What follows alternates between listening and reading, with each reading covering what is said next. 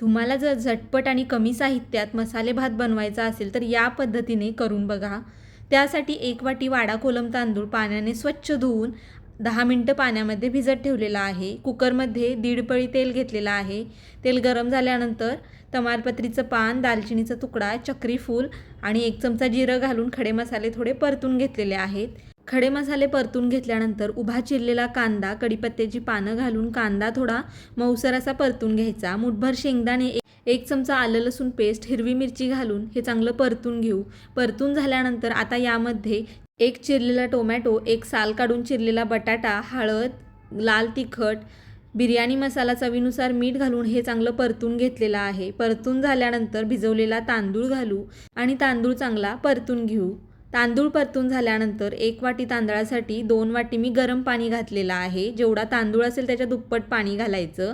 पाणी घातल्यानंतर 1 चमचा साजूक तूप घालून चांगलं मिक्स करून घेतलेलं आहे।